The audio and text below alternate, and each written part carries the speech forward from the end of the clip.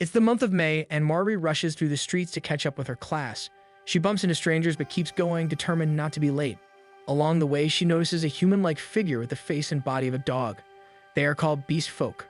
Lately, she has been seeing more of them, but with time running out, she focuses on getting to school first. At Yatsunoa High School, the instructor is already making announcements. He informs the class about the arrival of special status students, referring to the beast folk. He briefly explains their origin, stating that they are actually products of a failed experiment from years ago, making them a rare species. There are only about 3,000 of them in existence, all living in one area of Saitama Prefecture. Despite their differences, they are essentially like humans. Many even visit human society, so now they are given the chance to study alongside human students to better understand them. However, one student raises her concern, claiming that beast folk can be violent. The class also grows uneasy at this, but the instructor reassures them that only those who have passed strict government screening procedures are allowed to study with humans. Meanwhile, Marvi arrives at the school gates, but they are already closed. She quickly looks for another way in and spots a boy wearing the same school uniform. She learns that he got lost, which caused him to arrive late as well. To his surprise, Marvi throws her bag over the fence and begins to climb. She encourages him to follow her, offering her hand.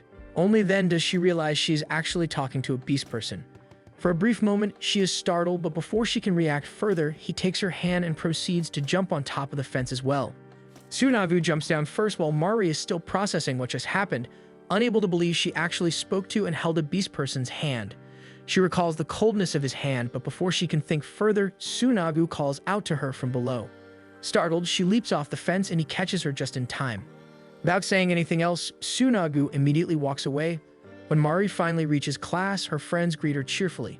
Thankfully, homeroom isn't over yet. However, she can't focus on anything, as her mind is still replaying the encounter with Tsunagu. She only snaps back to reality when the instructor enters the room again, but this time he is with Tsunagu. It turns out Tsunagu is the special status student the instructor mentioned earlier. He will be joining their class from now on. As he introduces himself, the room fills with whispers of unease. By coincidence, he is also assigned the seat right next to Mari, who remains frozen in shock. As Tsunagu sits down, he tries to greet Mari, while the instructor reminds the class to treat him with respect before continuing with the lesson. Mari, however, can't help but notice how massive Tsunagu is beside her. His broad frame blocks her view of the window completely. Throughout the day, the class still can't stop talking about him. Because of this, Mari grows increasingly annoyed. Even the students from other classes crowd outside their classroom just to catch a glimpse of Tsunagu. She tries to act indifferent, but the noise is distracting her. Then she suddenly remembers that she hasn't thanked him yet for catching her earlier. Just as she's about to speak, a classmate starts pestering Tsunagu, asking absurd questions about the nature of beast folk. The situation grows uncomfortable, so Yukihiro steps in to stop the behavior, even scolding him for being insensitive. They quickly apologize, and to everyone's surprise, Tsunagu stays calm. He even answers some of the earlier questions with patience. Because of this, Yukihiro immediately snaps at him, scolding him for being so casual and not showing any anger. Yukihiro then formally introduces himself, but Tsunagu only gives a brief reply. As their conversation continues, Mari completely loses the chance to thank him, so she turns away and heads over to her friends who have been calling her. As the day goes on, Mari notices Tsunagu's quiet nature, which only makes her more curious about him. On her way home, she reflects on how normal and repetitive her life has always been, following the same routine day after day, until Tsunagu's arrival suddenly changed the view from her window. Lost in thought, she happens to spot him on the road. A group of guys is standing in front of him, blocking his way. They mock him openly, refusing to let him pass. Though he clearly just wants to go home, their relentless teasing continues. Instead of reacting violently as they expect, Tsunagu calmly steps onto the bridge railing and walks along it to get past them. But just as he's about to step off the railing, Mari accidentally blocks his path.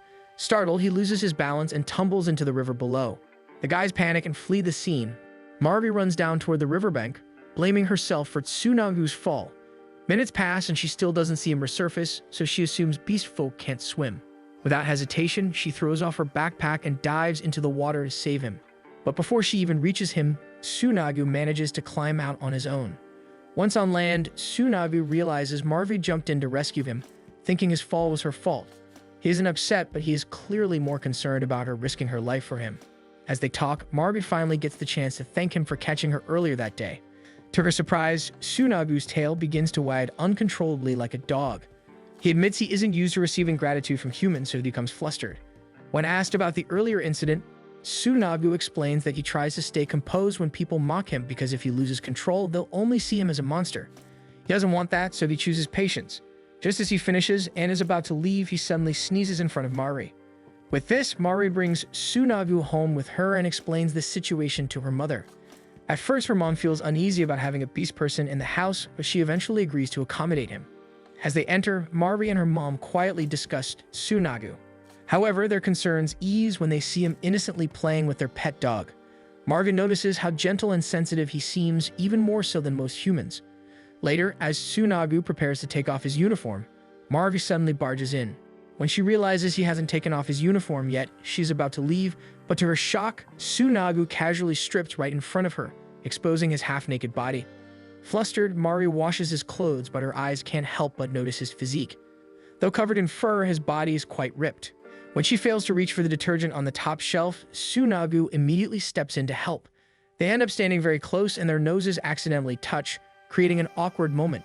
With that, Marvi quickly excuses herself, leaving Tsunagu alone to take a shower. Both Tsunagu and Marvi are unsettled by the moment their noses touch. Nonetheless, both of them have their hearts pounding like crazy because of that interaction. The next day, Marvi runs around with her pet dog, Yuki. After a while, they take a break and stop on their track. She cuddles Yuki in her arms, and when the dog's snout accidentally brushes her nose, she's instantly reminded of her encounter with Tsunagu from yesterday. Meanwhile, Tsunagu is also heading to school when one of his beast folk friends catches up to him, and soon more of them gather. They proceed to ask how school is going and check on him. He insists no one is bullying him, but they don't believe him. Surrounded by more of his kind, he finally snaps, telling them he has made up his mind about attending school for the next 3 years and doesn't need to be babied. After that, he walks away, shows his ID to the guards, and they open the gate, allowing him to leave for school. That day, during PE, the class plays basketball together, and Tsunagu proves to be exceptionally skilled. After the game, his classmates can't help but praise him, and even his teammates invite him to join the basketball team. However, beast folk are not allowed to participate in official school sports. Meanwhile, Mari is watching him from the sidelines and can't take her eyes off him at all. Just by seeing his form, she's already burning up, and her friends immediately notice her flustered expression. They suspect she's curious about him, though she tries to deny it. Their conversation gets cut short when the coach whistles to settle everyone down. Apparently, the opposing team lost, so they are furious after Tsunagu scored too many points against them, and they start talking badly about him. After that, as the other students begin to leave, Marvi stays behind to return some equipment. At the same time, Tsunagu happens to do the same. They end up casually talking about the previous day while walking into the storage room. Mari also mentions his basketball skills, and his ears twitch in embarrassment, which only makes her find him even more adorable. While she's lost in thought, a pile of sports equipment suddenly starts to fall toward her, and the storage room door slams shut. It turns out the opposing team from earlier is seeking revenge for their loss against Tsunagu, so they lock the two inside, leaving them trapped. Back in the classroom, a few students notice Tsunagu's absence and begin to wonder why he's late. At the same time, the boys who trapped them arrive to report to their accomplice. They laugh among themselves, even planning to throw away Tsunagu's textbooks while he's gone. In the storage room, Tsunagu quickly jumps in front of Mari, shielding her from the falling equipment. A support pole grazes his hand, but he ignores the pain and checks if she's alright. He then tries to open the door, only to confirm that the boys really did trap them inside. Concerned, Mari takes a handkerchief from her pocket and gently wraps it around his injured hand. While doing so, she notices once again how cold his hand is. Tsunagu explains that it's usually warm, but it gets cold at school because he feels nervous. As she tends to him, his tail starts wagging again. He admits he isn't used to being treated kindly since beast folk cities don't have hospitals or doctors for minor cases, and only those who are very sick are seen by professionals. This is why Tsunagu dreams of becoming a doctor. Yet, when he finally gets the chance to study, humans tend to bully him despite him doing nothing wrong. At this point, Mari feels pity for Tsunagu, so she gently holds his hand. She truly wants to help him. She explains that if he's always anxious, it might affect his studies, so she offers to help, even if it's just by keeping his hands warm. She wants to do this because she considers him her friend. But the moment she says it, she hurriedly tries to make excuses, but in her fluster, she steps on the pole and slips. Fortunately, Tsunagu reacts quickly and catches her. Now they're suddenly very close, and Mari can feel his fur against her skin. Hearing Mari call him a friend deeply touches Tsunagu. Mari tries to hold his hand once again, but now it's not as cold. Then something seems to get into Tsunagu. He starts sniffing around Mari, recognizing the sweet scent he also smelled from earlier. He comes closer and starts growling because of this. Then he starts sniffing her neck until Mari is completely slumped onto the floor. Tsunagu seems unable to control himself. Marve is terrified, but he is so strong that she cannot move. His growling also intensifies, so she braces herself, afraid he will eat her alive. Tsunagu snaps back to reality when Yukihiro calls out from outside the door.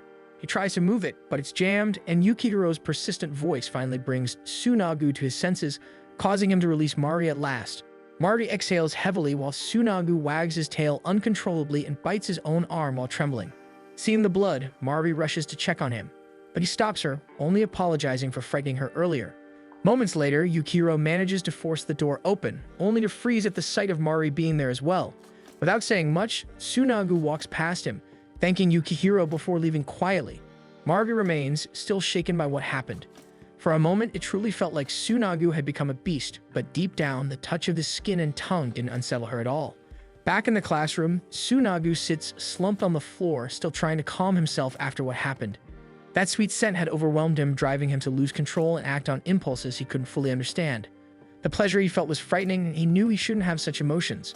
Staring at his bleeding hand, Tsunagu reflects on how Mari had still tried to help him, caring more about his injury than her own safety. Meanwhile, as Yukihiro walks beside Mari, he notices her unusual silence and asks what happened inside the room. Though Yukihiro trusts that Tsunagu wouldn't harm anyone, the situation still worries him. With this, Mari quickly assures him that nothing bad happened, claiming her heart is just racing.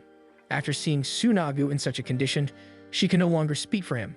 So what she tells Yukihiro instead are her own feelings, admitting that Tsunagu might have already stolen her heart.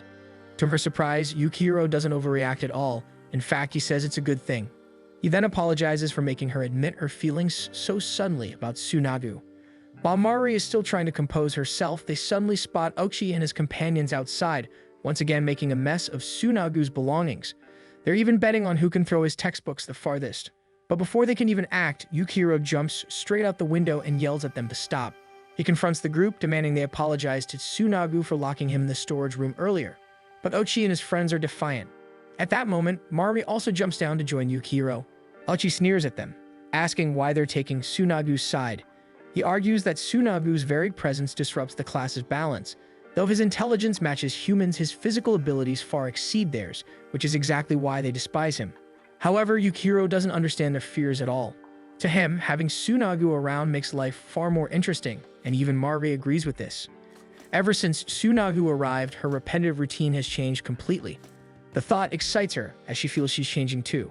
Hearing this, Ochi glares at them and threatens that if they keep defending Tsunagu, they'll be treated the same way. He claims that once Tsunagu realizes how weak humans are, he'll end up eating them alive, which is why they have to get rid of him. With that, Ochi hurls one of Tsunagu's books toward the fence, but Mari leaps up and catches it midair while landing on top of the fence.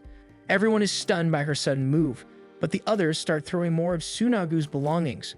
With only Mari and Yukihiro trying to stop them, it seems hopeless until Tsunagu appears, stepping in front of Mari and shielding her from the flying books.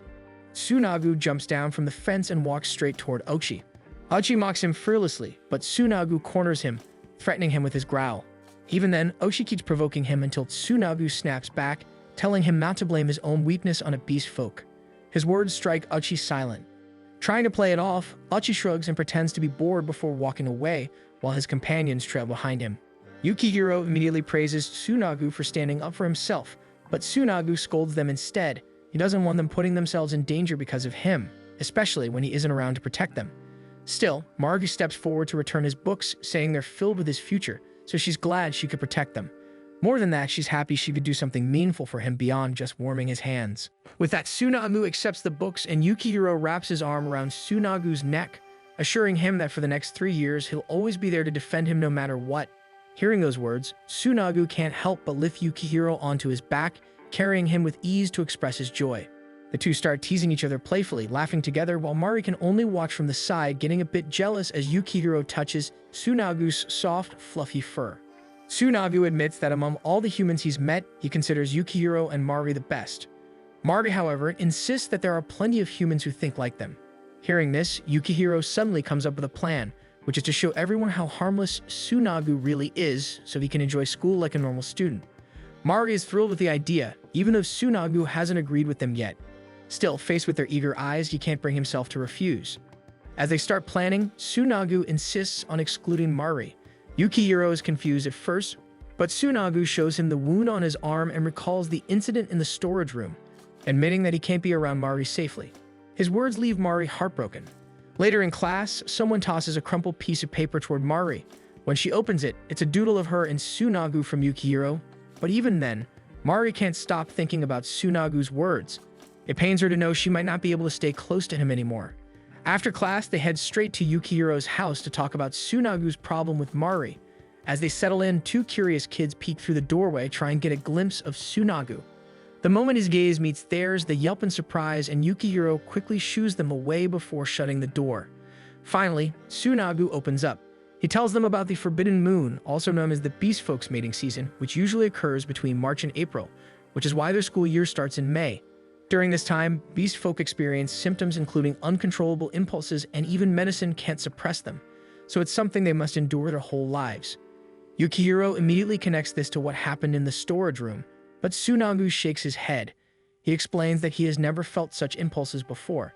Since he's half human and half beast folk, he suspects his nature may be different. There's never been a recorded case of a product of a human and a beast folk, so they kept it secret. Mari can't help but find his story quite fascinating. With that, Yukihiro grows even more confused about what Tsunagu's real problem could be. Finally, Tsunagu confesses to pushing and pinning Mari down in the storage room and even reveals that he wanted to do more. Though he hasn't experienced the effects of the Forbidden Moon, he knows her scent makes him lose control, and he still doesn't know how to restrain himself. That's why he believes it's best to stay away from her to avoid hurting her again. While the two continue talking, Mari falls deep into thought, realizing that despite everything, she's relieved that Tsunagu's actions were only from instincts he couldn't control. Then, Yukihiro suddenly insists they should reenact the storage room scene, so he steps out and locks the door from the outside, leaving only Tsunagu and Mari trapped inside together. Tsunagu immediately panics, trying to talk to him and open the door, but it's sealed tight. Surprisingly, Mari agrees with Yukihiro's plan. After all, it could have been a one-time mistake. Mari decides they need to assess Tsunagu so they know where to draw the line between them. At that moment, Yukihiro finally understands that Mari truly wants to be with Tsunagu, otherwise she wouldn't have said he stole her heart. Suddenly, a loud thump comes from inside. It turns out Tsunagu has already pinned Mari against the door. He scares her off by saying that he might crush and eat her alive, but Mari does not give up so easily, so Tsunagu releases her, moved by how willingly she wants to help. Yukihiro grows anxious as well, and Tsunagu instructs him that if he ever hears him start to growl, he should stop him immediately. With that, the two inside begin their experiment. They start with a simple handshake, holding each other's hands for quite some time, but Tsunagu remains calm and composed, showing no signs of losing control. Seeing this, Mari suggests they try something else. Perhaps he could touch her head instead. Inside, Mari's heartbeat races. Tsunagu's hand is warm, yet he starts struggling to remain calm.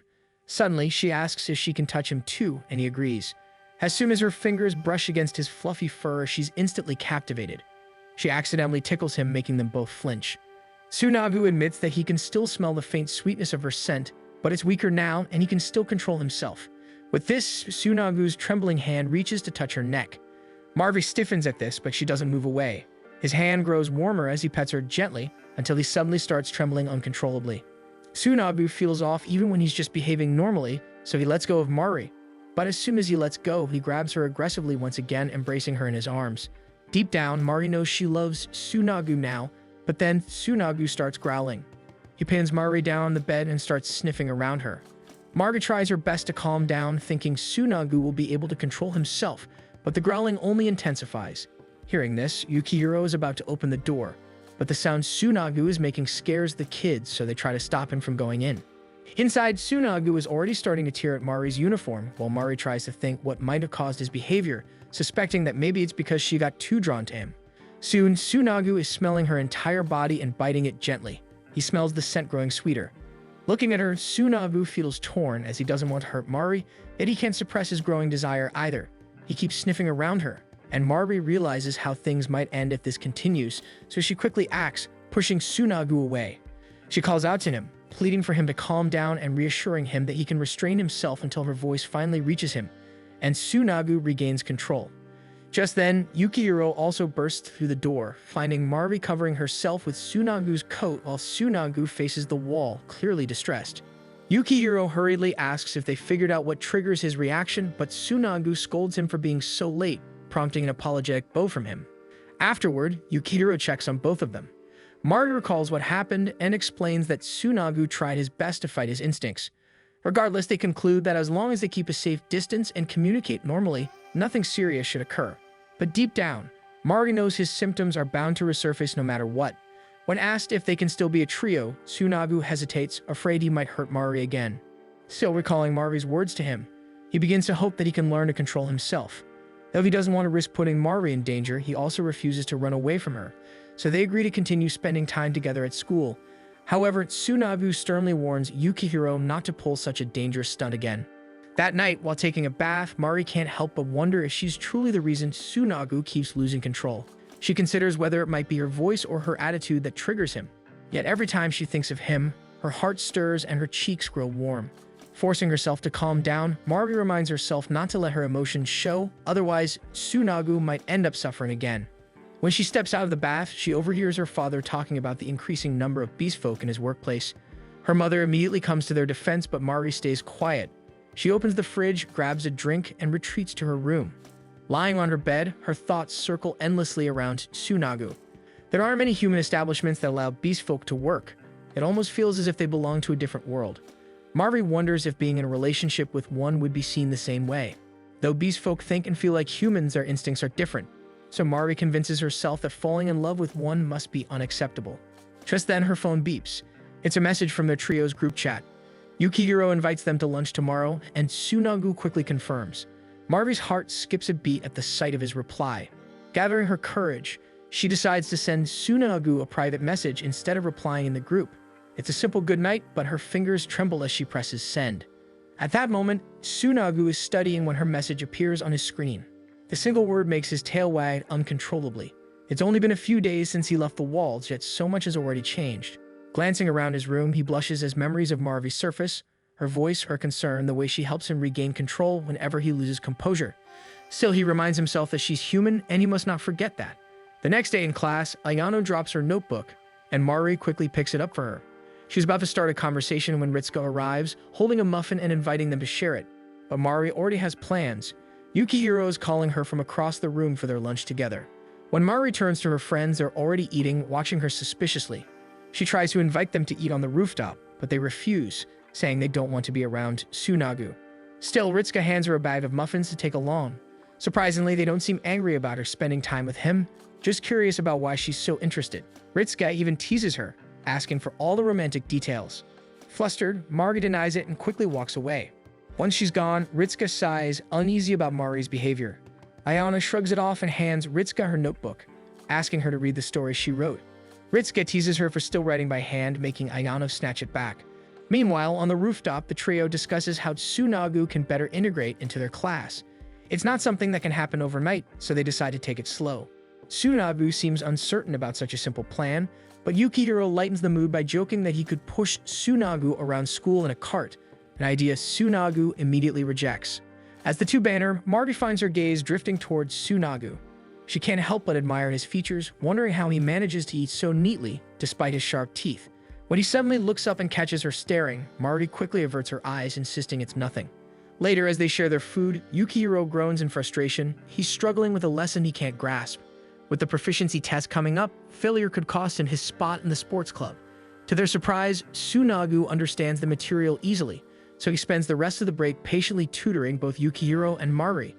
That's when they realize just how intelligent he truly is.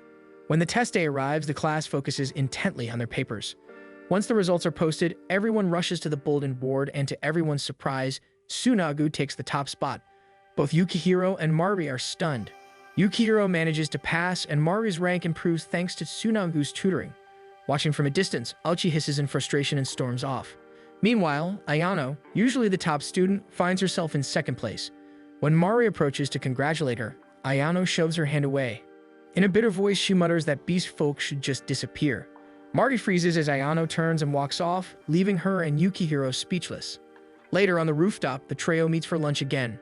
When Yukihiro and Mari congratulate Tsunagu, he tilts his head in confusion, unaware of what they mean. They realize he hasn't even checked the results yet. At the same time, Ritsuka stands before the bulletin board staring at Ayano's name, one spot below the top.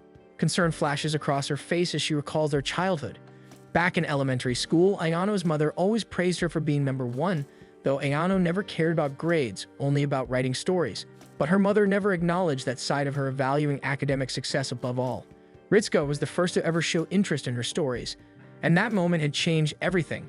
Snapping back to the present, Ritsuko tries to call Ayano, but her phone lies forgotten on her desk. Downstairs, Mari leads Tsunagu and Yukihiro to the bulletin board so he can see his rank. Contrary to Mari's excitement, Tsunagu remains calm and unreadable. He doesn't seem to care at all. Just then, Ritsuko rushes up, asking if they've seen Ayano. None of them has, though Mari recalls how strange Ayano seemed earlier. Concerned, Ritsuko hands Ayano's phone to Tsunagu, pleading for him to track her scent because she says he's the reason Ayano disappeared. Tsunagu looks puzzled, so Ritsuko explains that Ayano might have run off because he took the top spot. Meanwhile, Ayano stands on the rooftop, climbing the wired fence. She's always dreamed of becoming a novelist, but her parents only allowed it as long as she remained number one in class. Now that she's second, that fragile permission is gone. Realizing this, Ritsuko fears the worst. Mari tries to defend Tsunagu, but Ritsuko's panic only grows. Desperate to help, Tsunagu finally agrees. He sniffs Ayano's phone and follows her scent up to the rooftop. When they arrive, they find Ayano standing on top of the fence. Ritsuko runs forward, tears in her eyes, wrapping her arms around her in fear. But Ayano isn't planning to jump. She's throwing her notebooks away, saying that since she's no longer allowed to write, there's no reason to keep them. Shaking with relief and anger, Ritsuko yells that she still hasn't finished reading Ayano's latest story. The two argue, and Mari spots one of the notebooks stuck on a ledge below. She points it out, and Tsunagu offers to retrieve it. Mari hesitates, unsure how Ayano will react, but she finally agrees. After all, Ayano never stopped writing despite everything, and Mari wants to read her stories too. Without hesitation, Tsunagu climbs over the fence, leaps down, and retrieves the fallen notebook. Holding it out to Ayano, he asks if he can read it as well. Later that day in the art room, the group carefully mends the torn pages together. As they read, they discover it's a mystery novel, and they become absorbed in the story. Watching them, Ayano's eyes well up. Finally, she apologizes for what she said about beast folk. Ritsuko bows her head too, regretting that she wasn't more understanding. Ayano admits she only said those hurtful things out of fear that her parents would stop her from writing altogether. Hearing this, Tsunagu gently tells her to ignore the voices that deny her and listen instead to those that believe in her friends. As he speaks, Tsunagu's tail brushes lightly against Mari, making her blush as she realizes she may be helping him more than she thought. Ritsuko nods in agreement, saying she loves Ayano's stories and doesn't want her to waste her talent. She even jokes about helping her convince her strict parents. Moved by their support, Ayano finally understands how much her friends value her and her passion. When Tsunagu and Mari prepare to leave, Ritsuko thanks them again. Mari proudly praises Tsunagu and Ritsuko agrees, calling him amazing. Mari secretly feels happy. After all, her goal has always been to show everyone that Tsunagu is a good person. But Ritsuko's grin turns mischievous as she teases Mari for acting so nervous around him. Mari denies it, flustered, while Tsunagu looks on in confusion. As they walk off, Ritsuko leans close and whispers to Mari that she should just ask him out already. As the day ends, Mari walks home beside Yukihiro, telling him everything that happened at lunch. A flicker of disappointment crosses his face when he realizes he wasn't part of it. Pretending to sulk, he sighs dramatically, but Mari reassures him that it was all possible because of his idea, making him smile again. Feeling flustered, Yukihiro pats her head out of habit, then freezes. Realizing what he's done, he stammers that he's just used to doing that for his little brothers. Mari laughs, and for a moment, he wants to say something but holds back. Instead, he picks up the trash, saying he'll take it out before heading to practice. As she watches him leave, Mari can't help but wonder what he's hiding. It's not the first time he stopped himself mid-sentence, and she grows curious about what he truly wants to say, unaware that the only question in Yukihiro's mind is whether she likes Tsunagu. On her way home, Mari spots Tsunagu waiting outside. He's been standing there to walk her home. As they stroll down the street, Tsunagu mentions his recent checkup. Nothing unusual, except that he remains unaffected by the forbidden moon. Still, he must learn to control his emotions. When the light turns red, they stop at the crossing. Mari feels a pang of sympathy for him, but Tsunagu admits he already expected this once he began feeling drawn to someone, and he's glad that person happens to be Mari. His words make her heart flutter. Suddenly, it begins to rain. Mari realizes Tsunagu is shielding her with his body. She tries to step aside so he won't get soaked, but he moves even closer. Mari freezes, overwhelmed by his closeness, struggling to hide her emotions. Suvan bystanders begin whispering, assuming she's being harassed by a beast folk. Mari quickly takes Tsunagu's hand to show she's not in danger. When the light turns green, she gently pulls him forward, urging him to stay confident they're not doing anything wrong. As they walk, Mari realizes how deeply attached she's become to him, though part of her still wonders if she should allow these feelings to grow. When it's time to part ways, she remembers Ritsuka's advice and gathers her courage. With a pounding heart, she asks Tsunagu if they can go out on Saturday. Tsunagu's face brightens. He thinks it's a great idea, but casually adds that the three of them can go together, leaving Mari stunned. The next day, the trio plans to go out and spend the weekend together. However, Yukihiro admits he cannot join them since he needs to practice as the basketball team selections are approaching. Though he encourages the other two to have fun, Mari begins to suspect he is purposely giving her and Tsunagu time alone. Tsunagu, however, insists that Yukihiro come along, but Yukihiro explains that his sudden growth spurt is affecting his coordination. Wanting to help, Tsunagu decides they should practice instead, and Yukihiro agrees. While Mari drifts into thought, Yukihiro calls her over, inviting her to join them. The three head to the school gym, where Tsunagu patiently guides Yukihiro as Mari watches. Yukihiro struggles to make his shots despite Tsunagu's advice, prompting the two to discuss ways to improve. Mari observes them with admiration, as it makes her realize how close they all seem. After a while, Yukihiro finally makes the shot, leaving him stunned. After finding the right rhythm, Tsunagu gives him a few more pointers, and they keep practicing until he perfects his form. In between their game, Mari suddenly speaks up, saying she wants Yukihiro to join them for their weekend hangout.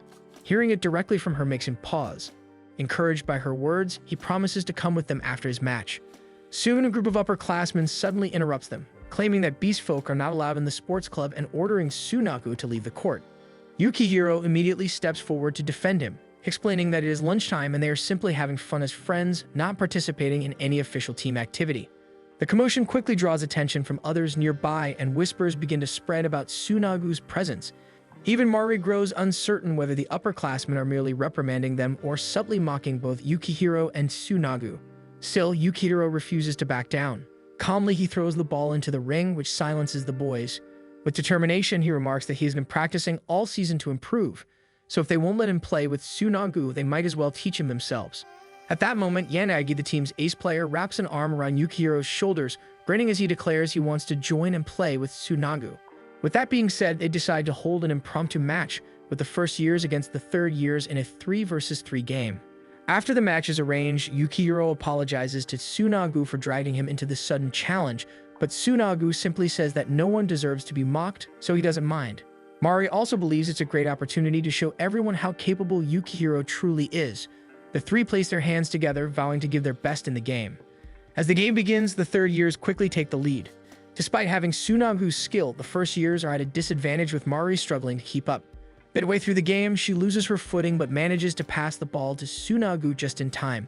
From that moment, Tsunagu shines, moving with remarkable speed and scoring several points while supporting both Mari and Yukihiro. The crowd starts to cheer as the first years close the gap. Near the end, Yukihiro's focus falters, giving the opponents a chance to tease him again. But before the taunts can sink in, Tsunagu intercepts the ball and passes it to him. Remembering their practice, Yukihiro takes a shot. The ball soars cleanly through the air and lands in the ring, earning the final point as the crowd stands frozen in shock. In the end, the third years win, but the score remains close with only a 3-point difference. Despite the loss, everyone enjoys the game, and Yanagi praises Yukihiro, saying he looks forward to playing alongside him on the basketball team. The words fill Yukihiro with determination, and Yanagi jokingly tells his teammates that they can't mock him anymore, as they've already played with the Beast Guy themselves. As they head back, the group chats about the match. Their opponents still tease them for losing, but mix their mockery with genuine compliments. Yukihiro recalls noticing how, during the game, the upperclassmen's attitude shifted once they saw how skilled Tsunagu was. Mari reminds Yukihiro to acknowledge his own efforts. Even though he insists that Tsunagu carried most of the shots, Mari knows he played an important part as well. Her words leave Yukihiro stunned. Tsunagu suddenly catches a faint scent from him, but chooses to ignore it as Yukihiro quickly brushes Mari aside and runs off. Confused, Mari turns to Tsunagu, wondering if she said something wrong. She insists she only wanted to cheer him up since she didn't feel she contributed much to the game. So Tsunagu simply assures her he only smelled embarrassment coming from Yukihiro earlier. Afterwards, Tsunagu notices Mari limping slightly, her foot clearly injured, though she tries to deny it. She plans to go to the infirmary, so Tsunagu lifts her onto his back, insisting it will only get worse if she walks. Mari's heart immediately races as she feels the warmth of his fur and the sway of his tail. Despite trying to stay calm, the closeness makes her cheeks flush with happiness she struggles to hide. As they move, Tsunagu's breathing grows uneven and a soft growl escapes him. Quickly, he lowers Mari back to the ground, intending to let her walk the rest of the way. But before he can step back, Mari reaches out and pulls him closer. Overwhelmed by the moment, Tsunagu instinctively leads her into the nearby science prep room. There, the tension finally breaks as they fall into a quiet embrace. Tsunagu mutters an apology, but Mari understands they both simply acted on their feelings. Hearing Mari's words only fuels the heat within Tsunagu. Unable to resist, he pulls her closer and presses his lips against hers. But Mari struggles faintly to break free, his grip tightens. For a brief moment, he nearly loses control, but then he catches sight of her innocent face and crashes back to reality. Tsunagu forces himself to stop, breathing heavily as he steps away, urging her to head to the infirmary before leaving. As Mari remains behind, she starts to wonder why she couldn't control herself better, why she let her feelings carry her so far. Love, she realizes, makes it difficult to stay sensible, and no matter how hard she tries, she can't deny how deeply she feels for him. Back in class, Tsunagu's mind replays the moment again. He knows he should have restrained himself, yet the memory of Mari's sweetness lingers. Despite his guilt, her presence was simply too overwhelming for him to resist. Meanwhile, Yukihiro notices that Mari still hasn't returned, making him uneasy. Her earlier words about them being friends replay in his mind as she had said it so sweetly. Just remembering her voice makes his face warm, and he realizes that if this continues, he might end up falling for her. When Mari finally returns to class, Ritsuka immediately greets her, asking where she's been. Mari explains she went to the infirmary, and Ritsuka happily tells her she took notes in her absence. Hearing this, Yukihiro approaches her to ask what happened, but Mari quickly reassures him that it's nothing serious. Relieved, he simply tells her to speak up if she feels unwell again. As everyone settles into their seats, Tsunagu quietly checks on Mari as well, though his tone remains cold. As night falls, Yukihiro messages their group chat to finalize plans for their weekend hangout. However, they soon discover that beast folk like Tsunagu have limited access to places outside when it's not school days, which frustrates everyone. Reading the messages, Mari feels a pang of guilt for him. Her thoughts drift back to their earlier kiss, and she buries her face in her pillow. Thinking back, Mari has always tried to act normal around Tsunagu, hiding her feelings. Yet the more she tries to suppress them, the stronger they grow. When she glances back at the chat, they all agree that the only places they can freely visit are the school grounds and the library. Just then, Yuki suddenly shows up in front of Mari, so she remembers the dog run beside the library. The next morning, they arrive at the dog run, surrounded by playful dogs that instantly amaze both Yukihiro and Tsunagu. While the two talk, Mari soon arrives with Yuki, prompting Yukihiro to greet her cheerfully. Tsunagu, on the other hand, mentions that it's nice to see Yuki again. When Yukihiro curiously asks if they've met before, Tsunagu explains that he once dropped by Mari's place, which causes Yukihiro to look at both of them suspiciously. As Tsunagu plays with Yuki, Mari quietly watches him with admiration. The people around them start whispering, and many comment on how adorable and fluffy he looks. To everyone's surprise, Tsunagu quickly becomes the center of attention, and even he seems a little embarrassed by it. While roaming around, Mari bumps into her friend Midori, who remarks about her being with a beast person. Misunderstanding her sentence, Mari instantly grows defensive, but Midori only smiles, explaining that she was once saved by a beast person in a tunnel. Like Mari, she finds them kind and fascinating. As the day goes on, the trio plays freely in the dog run. Yukihiro comments on how nice it feels to hang out somewhere peaceful for a change, and Tsunagu agrees with him. When both Mari and Tsunagu start calling for Yuki, however, Yukihiro feels slightly awkward as their shouts sound a bit too much like his own name. With that being said, they decide to start calling each other by their first names. Mari feels nervous about it at first, but Yukihiro encourages her to say his name out loud, and so she does.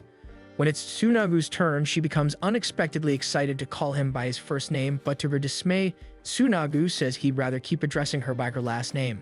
This leaves Mari speechless, unsure how to respond. Just then, Yuki tugs at Yukihiro's leg, and Mari assumes he's thirsty. Yukihiro offers to help her fetch water, so he carries the dog and heads off by himself. Left alone, Tsunagu quietly apologizes for the kiss, but Mari only admits that she also wanted him close, which is why he reacted that way. After a moment's hesitation, she confesses the truth, that she wants Tsunagu even more than just as a friend, which is why deep down she was happy when he kissed her. Tsunagu gently pulls Mari aside, leading her to the back corner of the library where no one can overhear them. Hesitantly, she admits she feels like she's only causing him trouble and thinks it would be better to keep her distance, even if it means staying just friends. To her surprise, Tsunagu confesses he feels the same. In that space, they share a bittersweet moment. Both know they care deeply for each other, yet reality stands in their way. Tsunagu pulls Mari close, admitting that he wishes they could live as normal human students, but they both know such a future is impossible. Meanwhile, outside, Yukihiro returns from fetching water, only to discover that Mari and Tsunagu are nowhere to be found. At the back of the library, Tsunagu begins to growl softly, forcing himself to release Margit from his arms.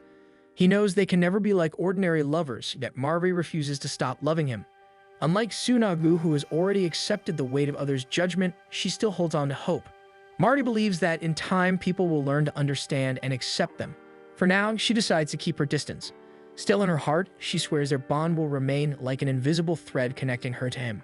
Hearing her words, Tsunagu feels his heart tighten as if Mari has broken through the walls built around it.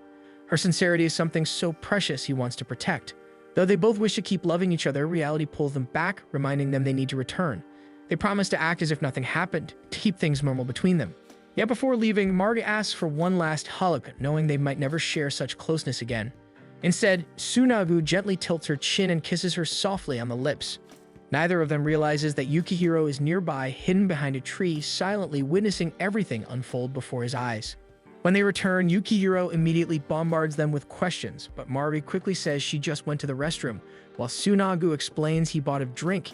Despite this, Yukihiro playfully pretends to be hurt, making Mari realize they still can't reveal the truth about her and Tsunagu. As it's time to head home, Tsunagu and Yukihiro walk together while Mari goes a different way with Yuki. While walking, Mari reflects on everything that's happened. She still can't believe Tsunagu likes her back and that they even kissed. The memory leaves her restless, her emotions swirling uncontrollably. Meanwhile, Tsunagu and Yukihiro walk together, chatting about their day at the dog run. Suddenly, Yukihiro asks if Tsunagu and Mari are dating. When Tsunagu inquires whether he saw everything, Yukihiro admits he only witnessed a few moments and didn't hear anything they said. With that, Tsunagu confirms that he and Mari shared their feelings with each other, but he emphasizes that they are not dating. For Tsunagu, making promises to Mari feels complicated, and Yukihiro immediately understands the weight of the situation. As a beast person, Tsunagu faces limitations that Yukihiro cannot resolve. However, Yukihiro admits that the idea of them kissing irritates him. Surprisingly, Tsunagu senses Yukihiro's emotions through his scent, causing Yukihiro to flush with embarrassment while also admiring the beast folk's incredible sensitivity. His confession leaves Tsunagu drifting into thought, reflecting on how normal it would seem for Yukihiro and Mari to be together compared to him, yet he refuses to give Yukihiro that position. Despite this, Yukihiro admits he doesn't intend to confess his feelings to Mari. All he wants is to enjoy high school with them and not become Tsunagu's rival. Even though he genuinely likes Mari, he also deeply considers Tsunagu's emotions. Frustrated by Yukihiro holding back, Tsunagu lightly hits him on the head, insisting he shouldn't restrain himself because of him. He wants Yukihiro to pursue Mari, even if it means getting pissed off at him. Tsunagu has no intention of stepping aside, and he refuses to continue hanging out knowing Yukihiro is suppressing his feelings. For a moment, Yukihiro reflects on Tsunagu's words. He realizes that acting on his feelings could make them rivals. Laughing, he suddenly runs and jumps towards Tsunagu. Arriving home, Tsunagu is invited to dinner by his mother, but he decides to take a bath first, and his mind wanders to thoughts of his parents. He recalls the whispers from others about him being born to a beast person and a human, and how his parents always smiled through it, ignoring the gossip around them. Yet here he is struggling to control his desires and worrying about what might happen if Yukihiro were to witness them. Just then, a goodnight message from Mari arrives, but he responds coldly. The next morning, Mari arrives at school a little too early, overwhelmed by anxiety. To her surprise, Tsunagu is already in the classroom. He greets her with a calm "good morning," but her voice cracks in response. She tries to act normal, sharing her homework to compare answers, yet with just a single word from Tsunagu, Mari crumbles all over again. Tsunagu only laughs softly at this, realizing how difficult it is to act normal around Mari. She admits she can't focus, so he gently holds her hand and tells her not to push herself. He reassures her that it's okay to express her feelings, even if it burdens him. From now on, Tsunagu promises to restrain himself. He knows that loving each other freely might be painful and challenging, but he refuses to stop liking her. Determined, he vows to do his best so they can openly share their love without fear or hesitation. In preparation for the sports festival, the class scrambles to finish their team's props and decorations. Some of the girls are thrilled to team up with the upperclassmen, chatting excitedly about who they'll get to cheer for, while Ritsuka complains about how hot and humid it's going to be. This prompts Ayano to remind her that the festival is the only time of year when you can openly cheer for the person you like as much as you want. Meanwhile, Mari grows teary-eyed from nerves, afraid she'll slow everyone down during the relay. Suddenly, Yukihiro calls out to her, asking if she knows anyone from the Handicrafts Club who could help the cheering squad with decorations. The two immediately look confused as he just called her by her first name. While Tsunagu is busy carrying heavy boxes, Marvi checks the cheering outfit, and the others grow even more curious when she uses Yukihiro's first name to address him too.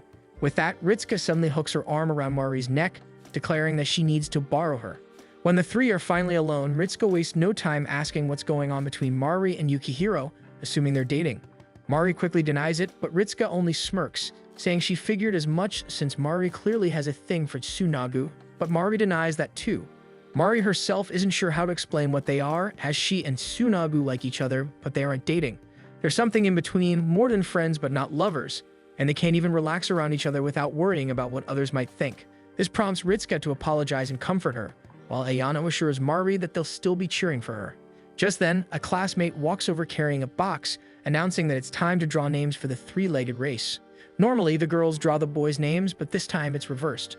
As they pick their slips, Yukihiro ends up drawing Mari's name while Tsunagu pulls someone else's. Tsunagu notices this but quickly hides his reaction when Mari approaches, forcing them both to slit the papers into their pockets. On the other hand, Ochi's friends gossip about how Tsunagu seems to be fitting in well now. They tell Ochi to mess with him and his friends again, but Ochi unexpectedly tells them he's already over it and even scolds them for relying on him for everything. Frustrated, the two walk away. On their way home, Mari's heart races faster as being alone with Tsunagu makes her want to hold his hand, but before she can, he leans closer and asks if she's feeling alright. When she admits she's just embarrassed, Tsunagu laughs, finding her reaction cute, which only makes her blush harder. As they continue walking, they talk about the upcoming sports festival. Marvi learns it will be Tsunagu's first time participating, as beast folk don't usually have such events. Excited, she tells him she's looking forward to it with him, but Tsunagu falls silent, remembering the draw lots earlier when Yukihiro pulled out her name. Then he takes something out of his bag, a new handkerchief. He explains he bought it to replace the one he stained with blood before. When she asks if he picked it out himself, Tsunagu only wags his tail, which already answers her question. Marvi smiles softly as Tsunagu pats her head while people pass by them on the street. Then he brushes his tail against her cheek, making her flinch from surprise. Marta can't help but grab his tail as they start running across the road together, pretending she's just practicing how to hold the baton for the relay. The next day at the sports festival, everyone is having fun participating in the games. Mari and her friends watch from the sidelines as it's time for the race where Tsunagu is competing. She knows how much he runs, but the other teams still complain about him joining, though the decision was already approved. From afar, Marvi cheers for him. Besides Tsunagu, Ochi grumbles loudly, wishing for Tsunagu's downfall and even threatening to trip him. Still, Tsunagu doesn't back down. He simply points out that he's only racing for fun, especially since everyone else backed out. Seeing Oshi's irritated face makes Marvi and Yukihiro laugh quietly. As the two cheer for Tsunagu, he glances their way and gestures playfully at Marvi before the race begins. The moment it starts, Tsunagu dashes forward with incredible speed, leaving the audience stunned. He creates a massive gap between himself and the other runners, crossing the finish line almost instantly, which even the stopwatch can't catch his time. As he sits down to rest, the overwhelming cheers echo loudly in his sharp ears, so Mari rushes over with a towel and gently covers them, congratulating him on his win and assuring him that everyone's just cheering for him. Still, she advises him to seal his ears properly. When it's time for the three-legged race, Mari heads off to prepare, but before she leaves, Tsunagu calls out to wish her luck. Soon after, faint whispers reach him again as people start gossiping that Mari is flirting with him even though they are supposed to be a trio, so he simply tightens the seal over his ears once more. The next game is about to start, so Yukihiro calls out to Mari for them to start preparing. Yukihiro bends down to tie their legs together while also assuring her they'll do great. However, Mari seems distracted as her gaze is still wandering towards Tsunagu, who is now chatting with Ritsuka. Noticing this, Yukihiro suddenly pulls her closer to him, saying she should focus on him and nowhere else. After all, he's been looking forward to this event since being paired with her. When the race begins, they take off in perfect rhythm with Yukihiro's arm wrapped securely around her shoulders, crossing the finish line first. Breathless, Yukihiro quickly congratulates her, and they share a high five that causes their hands to touch. Then he thanks her for matching his movements so well. At that moment, Marty realizes that what he said earlier was meant purely about the race and not her feelings, so her cheeks burn with embarrassment. However, the audience starts whispering again when they see Tsunagu and Tauri at the starting line. Their height difference is quite huge, and it's obvious Tauri is nervous because she's smaller, slower, and being paired with a beast person makes her even more self-conscious.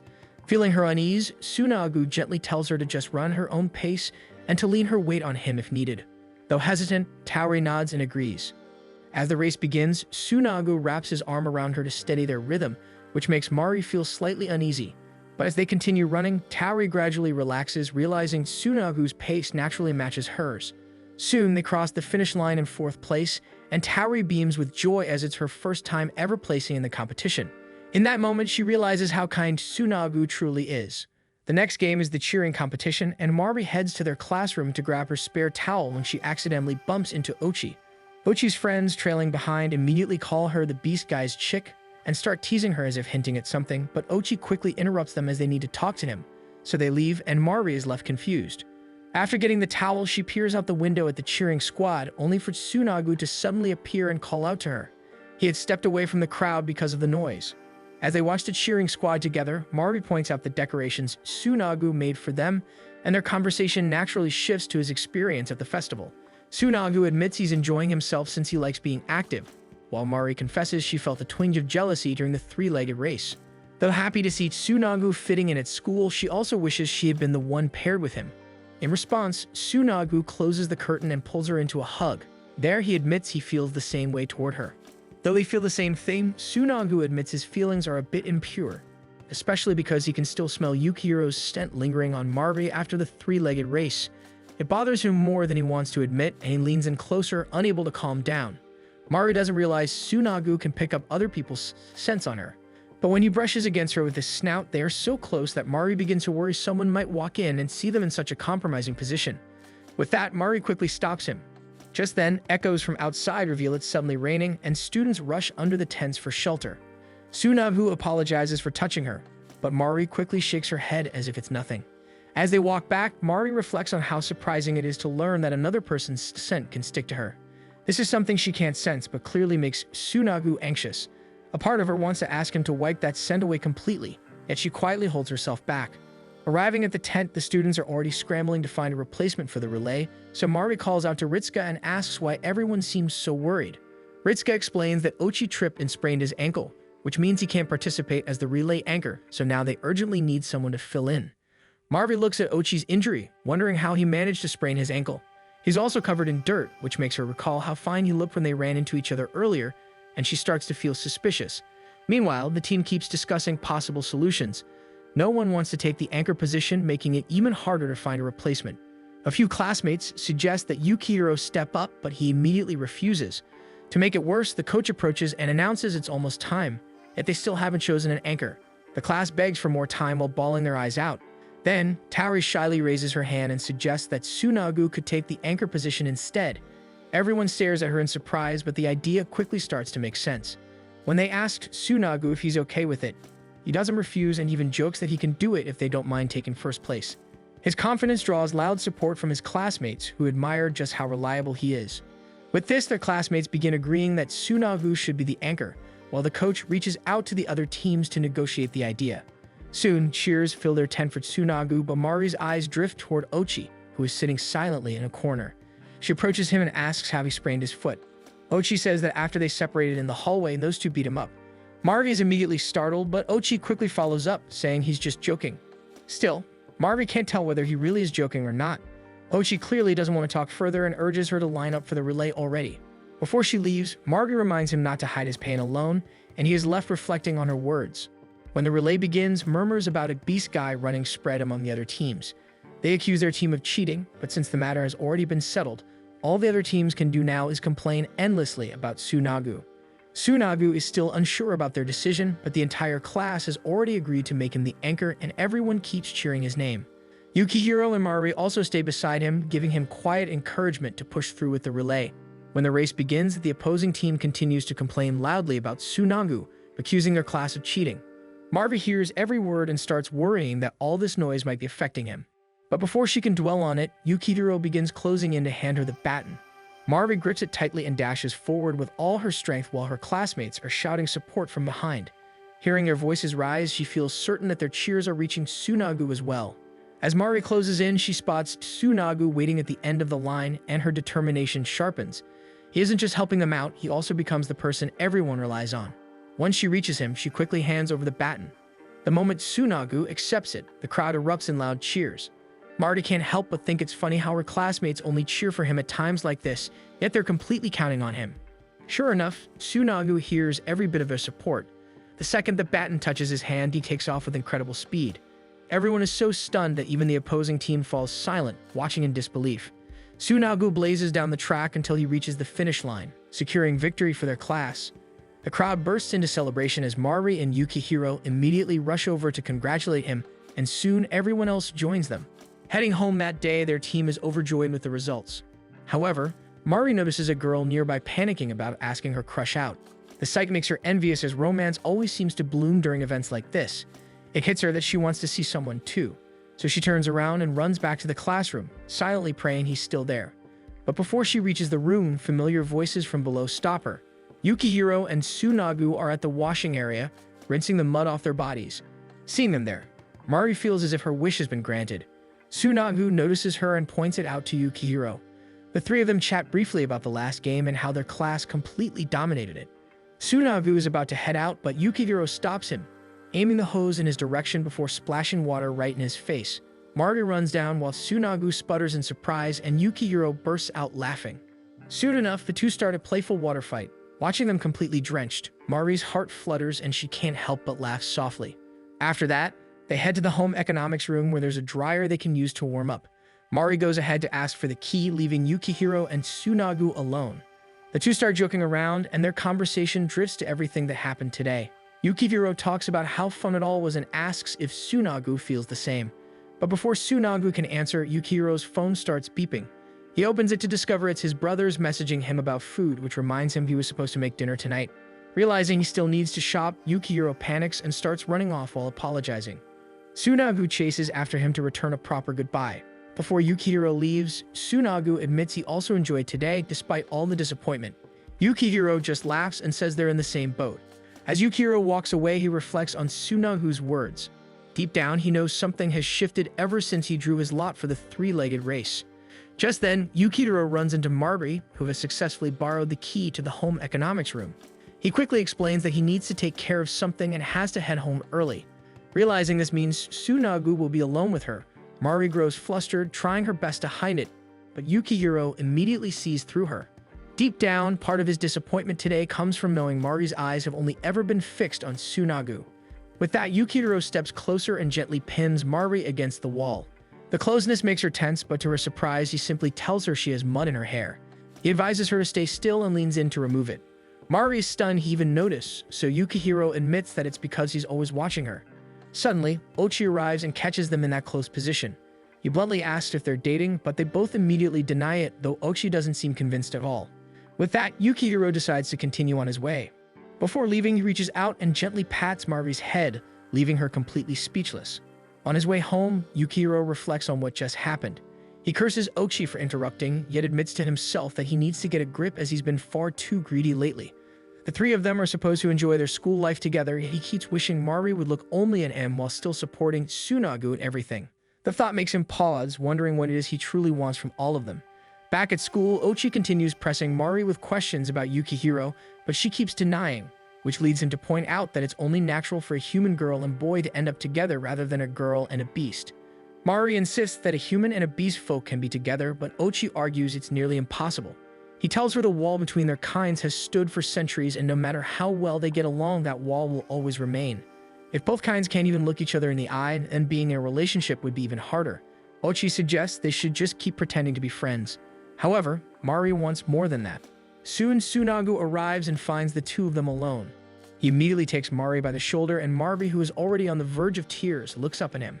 Assuming he must be freezing from the cold, she panics. Tsunagu then turns to Ochi and calmly asks if he still has anything to say, but Ochi simply lets them go. As they walk away, Ochi remains firm in what he told her, even as he notices Mari's hurt expression. When he glances up again, he even sees the two holding hands, which only frustrates him more.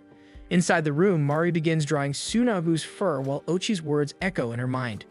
She knows the wall between humans and beast folk is real, and everything around them seems to make it harder to ignore. Suddenly, Tsunagu leans in, asking what Ochi said that left her looking so pained. This prompts Mari to ask about the giant wall separating beast folk and humans. Tsunagu explains that it's simply an entrance where people and beast folk pass through. Itabi goes outside too. The wall is open, so he even invites Mari to visit his town someday. Hearing this, Mari realizes the wall isn't an obstacle, and Tsunagu goes on to assure her that they can still live together if they wanted. His sincere voice makes Marvi's heart flutter and leans in to kiss her. As the moment deepens, Tsunagu's touches grow more affectionate, but Mari stops him, wanting to say something first. She tells him she wants his scent on her. With that, Tsunagu immediately pulls her into an embrace. He doesn't want to do it because he's afraid he might lose control if he lets his feelings take over. Even now, he still isn't used to her scent, and he isn't confident he can hold himself back. With that, Mari suggests they do what they did at Yukihiro's house back then, thinking it might help Tsunagu get used to her scent. She believes it's better than suddenly touching each other too much, so Tsunagu proposes that she let him touch her in his room during summer vacation. Mari freezes at the thought of going inside the wall and entering his own little world. Still, she agrees, and the two promise to meet during summer, taking another step forward. Summer vacation finally arrives and Yukihiro grows excited about it. When Mari suggests the three of them hang out again sometime, he immediately invites them to do homework together in the library, which they all agree on. Soon, the students start talking about a beast folk waiting outside the school, which catches Mari's attention. But before she can ask more about it, a cat person suddenly appears in front of them. It's their first time seeing one and she finds her adorable. However, Tsunagu immediately recognizes her as Kisara. Before they know it, Kisara rushes forward and hugs Tsunagu, making Mari feel a twinge of jealousy. Kisara explains she came so she and Tsunagu could walk home together, just as Mari and Tsunagu's promised summer plans are about to begin. Thanks for watching. Make sure to subscribe so you don't miss new episodes every week.